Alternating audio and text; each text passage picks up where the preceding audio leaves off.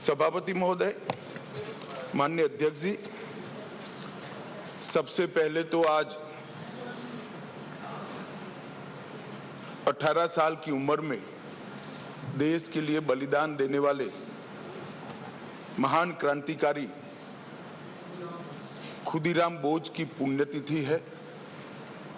मैं पूरे सदन के सामने शीश झुकाकर उनको नमन करना चाहता हूं और उनकी स्मृति से प्रेरित होकर युगों युगों के लिए जो युवा देश के लिए काम करेंगे वो सब के लिए महान क्रांतिकारी खुदीराम बोस जी का जीवन प्रेरणा के स्रोत हमेशा के लिए रहेगा, इसका मुझे विश्वास है।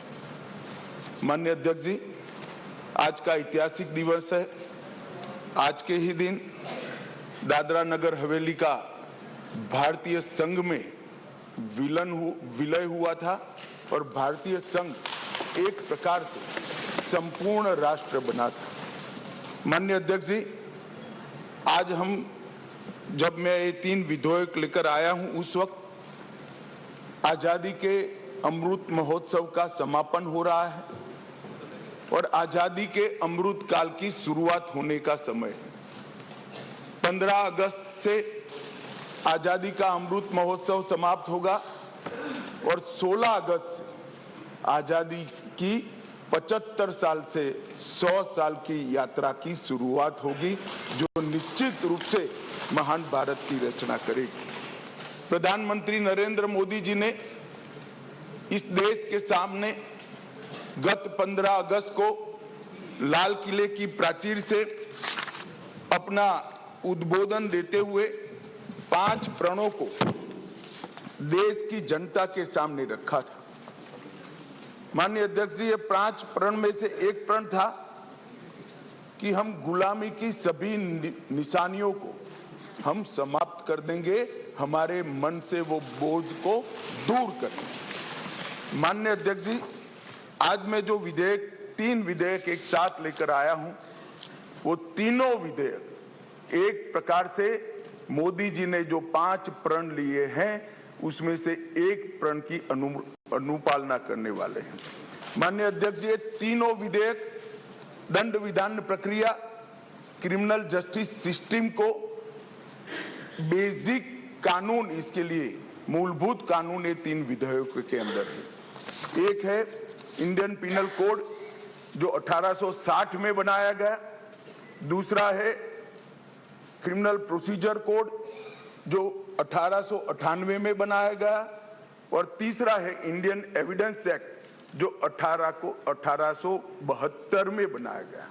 1860, 1898 और 1872 में अंग्रेजों द्वारा बनाए गए, अंग्रेजों की संसद के द्वारा पारित किए गए ये तीनों कानूनों को समाप्त कर आज हम तीनों नए कानून पुरस्कृत करने के लिए मैं आया हूं। माननीय अध्यक्ष जी, इंडियन पिनल कोड 1860 की जगह भारतीय न्याय संहिता 2023 अब एस्टैब्लिश होगी। क्रिमिनल प्रोसीजर कोड 1898 की जगह भारतीय नागरिक सुरक्षा संहिता प्रस्तावित होगी और इंडियन एविडेंस एक्ट 1872 की जगह भारतीय साक्ष्य अधिनियम 2023 प्रस्तावित होगा। यह कानूनों की जो कानून रिपील होंगे इस तीनों विधेयक से, वो कानूनों की आत्मा जो है, वो कानूनों का मध्य बिंदु है कानून बनाने का, वो अंग्रेज शासन को मजबूत करने की दृष्टि से कानून बनाए गए थे। अंग्रेज शासन की रक्षा करने के लिए कानून बनाए गए थे और उसका उद्देश्य दंड देने का था, न्याय देने का नहीं था। ये दोनों मूलभूत चीजों पर हम परिवर्तन करने जाएंगे। ये तीनों कानूनों को रिप्लेस कर इनकी जगह जो 3 नए कानून बनेंगे, उनकी आत्मा होगी भारत के नागरिकों को संविधान प्रदत्त सारे अधिकार जो मिले हैं इसकी सुरक्षा। ये कानूनों का उद्देश्य किसी को दंड देना नहीं होगा, इन कानूनों का उद्देश्य सबको न्याय देना होगा। और न्याय देने की प्रक्रिया में, ये न्याय देने की प्रक्रिया में दंड वही होगा जहां अपराध रोकने का बोध खड़ा करने की जरूरत है, अपराध रोकने के लिए एक प्रकार की भावना खड़ी करने की जरूरत है, वही होगा।